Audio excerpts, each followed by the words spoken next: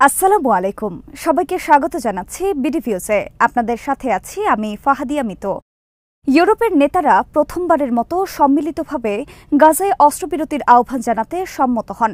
Spain, Ireland, Belgium ও France এই চারটি দেশ গাজায় অস্ত্রবিরতির আহ্বান জানানো দেশগুলোর ব্লকের নেতৃত্ব দিচ্ছে। এই চার দেশের সাথে যোগ দিয়েছে মাল্টা ও স্লোভেনিয়া। অন্যদিকে অস্ট্রিয়া ও চেক প্রজাতন্ত্র অভিন্ন কণ্ঠে ইউরোপের পক্ষ থেকে অস্ত্রবিরতির আহ্বান জানানোর বিরোধিতা করেছে। এছাড়া জার্মানি, ইতালি ও হাঙ্গেরিও অস্ত্রবিরতির আহ্বান জানাতে আগ্রহী নয়।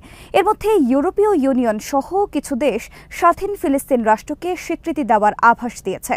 বিস্তারিত থাকছে মোতালিব জামালের প্রতিবেদনে।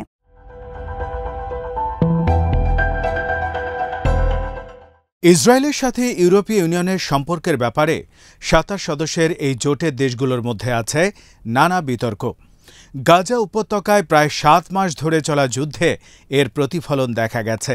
এর মধ্যে ইসরায়েল একটি বিতর্ক সৃষ্টি করে। ইসরায়েল অভিযোগ করে গাজায় ত্রাণ বিতরণের দায়িত্বে নিয়োজিত সংস্থা জাতিসংঘ ত্রাণ ও পূর্ত সংস্থা বা আনরুয়ার ফিলিস্তিনি কর্মীরা ৭ই অক্টোবরের হামলায় হামাসের সাথে অংশ নিয়েছিল। এই অভিযোগের পর ইউরোপের অনেক দেশ ফিলিস্তিনিদের জন্য আনরুয়াকে দেয়া আর্থিক সহযোগিতা বন্ধ করে দেয়। জার্মানি ও ইতালিও এতে যোগ দেয়, তবে ফ্রান্স ও স্পেন আর্থিক সহায়তা প্রদান অব্যাহত রাখে।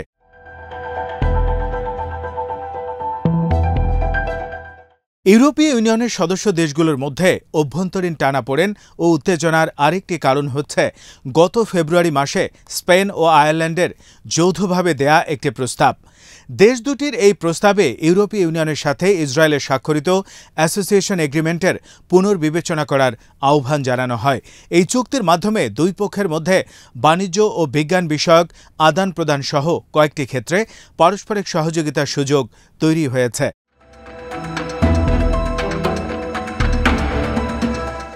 স্পেন ও আয়ারল্যান্ডের বক্তব্য, ইসরায়েলের নির্বিচার হামলায় গাজা উপত্যকায় গত প্রায় ৭ মাসে ৩৪,০০০-এর বেশি ফিলিস্তিনি নিহত হয়েছেন, যাদের অধিকাংশই নারী ও শিশু।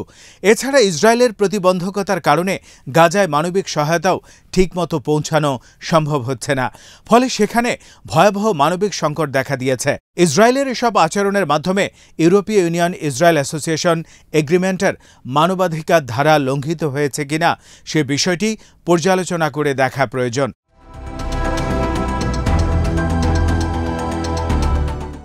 ইউরোপীয় ইউনিয়ন এই চুক্তি বাতিল করলে ইসরায়েলকে বড় ধরনের অর্থনৈতিক ক্ষতির মুখে পড়তে হতো, কারণ ইসরায়েলের রপ্তানি করা পণ্যের প্রায় ৩০% যায় ইউরোপের দেশগুলোতে। দ্বিপক্ষীয় বাণিজ্যে ২০২২ সালের এক পরিসংখ্যান থেকে এই তথ্যই পাওয়া গেছে। কিন্তু জার্মানি, ইতালি ও অস্ট্রিয়া সহ ইউরোপীয় ইউনিয়নের অন্তত ৬টি সদস্য দেশে এই চুক্তি পর্যালোচনা করে দেখার প্রস্তাবটি স্থগিত করে দেওয়া হয়েছে। এছাড়াও বেলজিয়ামে আগামী জুন মাসে সাধারণ নির্বাচন হতে যাচ্ছে। ইসরায়েলের কঠোর সমালোচক হলেও বেলজিয়াম এখন এই নিয়ে সিদ্ধান্ত নিতে পারছে না।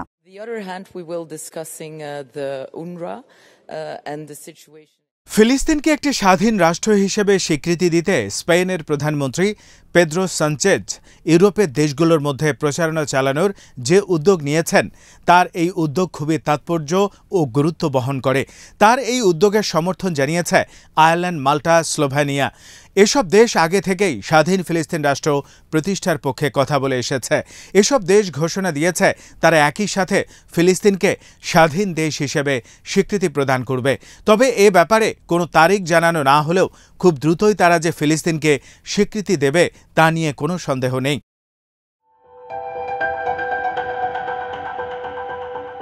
ইউরোপীয় ইউনিয়নের দেশগুলোর মধ্যে ইসরায়েলের অন্যতম কঠোর সমালোচক হচ্ছে বেলজিয়াম।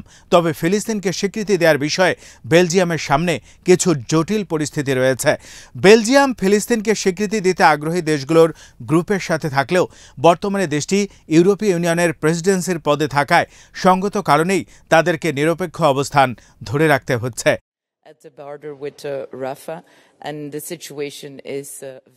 না হলে ইউরোপীয় ইউনিয়নের মধ্যে বড় ধরনের বিভাজন সৃষ্টি হবে। এ কারণে বেলজিয়াম ফিলিস্তিনপন্থী সমমনা দেশগুলোর গ্রুপে যেতে পারছে না। এছাড়া আগামী জুন মাসে বেলজিয়ামের সাধারণ নির্বাচন হবে। এই নির্বাচনের আগে ফিলিস্তিনের স্বীকৃতি নিয়ে কোনো কথা বলতে চাইছে না দেশটির বর্তমান সরকার। humanitarian access into the Gaza Strip. So I think it's স্পেনের প্রধানমন্ত্রী পেদ্রো সানচেজ ফিলিস্তিনের স্বীকৃতির বিষয়টি নিয়ে ইউরোপের তার সাম্প্রতিক সফরে আয়ারল্যান্ড ও স্লোভেনিয়া ছাড়াও তিনি নরওয়ের প্রধানমন্ত্রী জোনাস গাহার স্টোরের সাথে দেখা করেন। নরওয়ে ইউরোপীয় ইউনিয়নের অন্য দেশগুলোর সাথে মিলে ফিলিস্তিনকে স্বীকৃতি দেবে নাকি আরও কয়েক মাস সময় নেবে তা স্পষ্ট করে বলেননি প্রধানমন্ত্রী জোনাস। নরওয়ে ন্যাটো জোটের সদস্য হলেও ইউরোপীয় ইউনিয়নের সদস্য নয়। নরওয়ের পূর্ব পাশের প্রতিবেশী সুইডেন অবশ্য ইউরোপীয় ইউনিয়নের সদস্য। দেশটি 2014 সালে ফিলিস্তিনকে স্বীকৃতি প্রদান করে।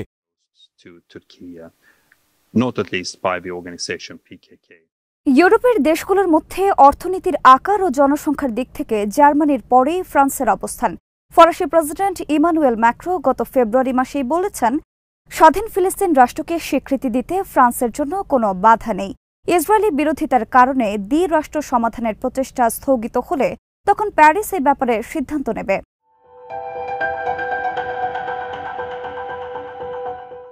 ফরাসি আইন প্রণেতারা 2014 সালে তাদের সরকারকে ফিলিস্তিনের স্বাধীনতার স্বীকৃতি প্রদানের পক্ষে ভোট দিয়েছিলেন। এটি একটি প্রতীকী পদক্ষেপ যা ফ্রান্সের কূটনৈতিক অবস্থানে সামান্য প্রভাব ফেলেছিল। বিশ্লেষকরা বলেছেন, ফিলিস্তিনের স্বাধীনতাকে যদি একতরফাভাবে ফ্রান্স স্বীকৃতি দেয় তাহলে হয়তো বাস্তবে পরিস্থিতির তেমন কোনো পরিবর্তন আসবে না, কিন্তু এর প্রতীকী ও কূটনৈতিক প্রভাব থাকবে। Dans l'immédiat, c'est à la protection des civils qu'il nous faut travailler. সম্প্রতি টেলিফোনে আলাপের সময় রাফায় ইসরায়েলের সামরিক অভিযানের বিরোধিতা করে ইসরায়েলের প্রধানমন্ত্রী বেঞ্জামিন নেতানিয়াহুকে ম্যাক্রো বলেছেন, রাফা থেকে জোর করে মানুষকে স্থানান্তর করা হলে তা হবে যুদ্ধাপরাধ। এছাড়া নতুন বসতি স্থাপনের জন্য অধিকৃত পশ্চিম তীরে 800 হেক্টর জমি দখলে ইসরায়েলের দেয়া ঘোষণারও কঠোর নিন্দা জানান ম্যাক্রো।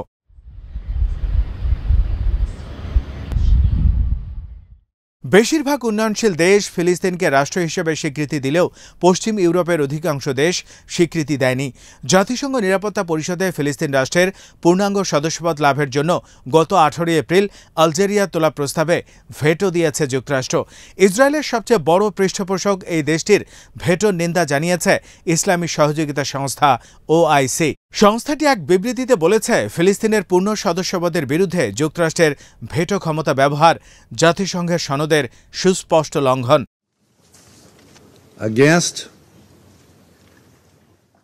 ওআইসির বিবৃতিতে আরও বলা হয়েছে, ভেটো ক্ষমতা ব্যবহারের মাধ্যমে যুক্তরাষ্ট্র ফিলিস্তিনিদের বৈধ অধিকার অর্জনের পথ রুদ্ধ করেছে।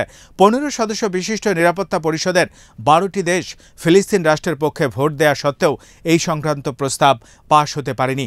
এর ফলে ফিলিস্তিনি জাতির 75 বছরের টানা দুঃখ কষ্ট চলতেই থাকবে।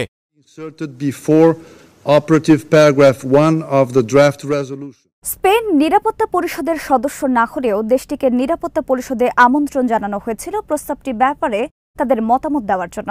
স্পেনের পররাষ্ট্রমন্ত্রী হোসে ম্যানুয়েল আলভারেজ বলেছেন, ফিলিস্তিনি জনগণের অধিকার রয়েছে তাদের নিজস্ব দেশ পাওয়ার এবং সেই দেশটির জাতিসংঘের সদস্য পদ লাভেরও অধিকার আছে।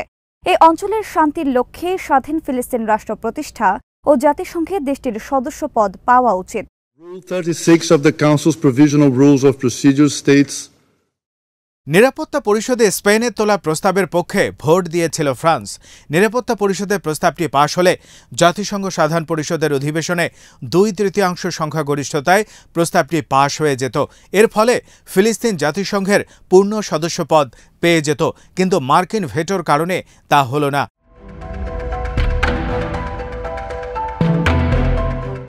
জাতিসংঘের 193টি সদস্য দেশের মধ্যে এ পর্যন্ত 142টি দেশ ফিলিস্তিনকে স্বীকৃতি দিয়েছে। সর্বশেষ 142তম দেশ হিসেবে ফিলিস্তিনকে রাষ্ট্র হিসেবে স্বীকৃতি দেওয়ার সিদ্ধান্ত নিয়েছে ক্যারিবীয় অঞ্চলের দেশ জামাইকা। দেশটির সরকার জানিয়েছে, গাজায় ইসরায়েলের যুদ্ধ এবং ফিলিস্তিন ভূখণ্ডে ক্রমশ গভীর হতে থাকা মানবিক সংকট উদ্বেগের পরিপ্রেক্ষিতে এমন সিদ্ধান্ত নিয়েছে তারা।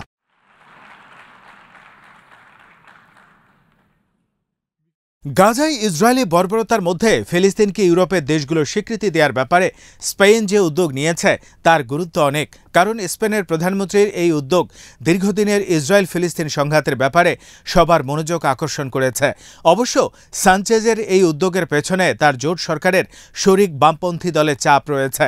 এছাড়া আরেকটি কারণ হচ্ছে ফিলিস্তিনকে স্বীকৃতি দেওয়ার প্রতি স্পেনের সংখ্যাগরিষ্ঠ মানুষের সমর্থন রয়েছে।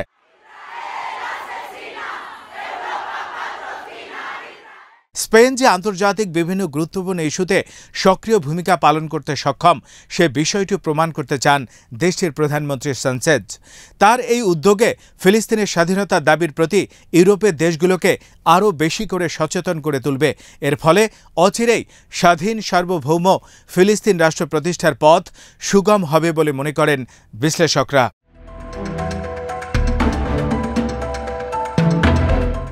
আজ এখানেই শেষ করছি। সবাই ভালো থাকুন, সুস্থ থাকুন আর দেখতে থাকুন বিডিভিউজ। চ্যানেলটি ভালো লাগলে সাবস্ক্রাইব করুন, সংযুক্ত থাকুন আমাদের ফেসবুক পেজে। আল্লাহ হাফেজ।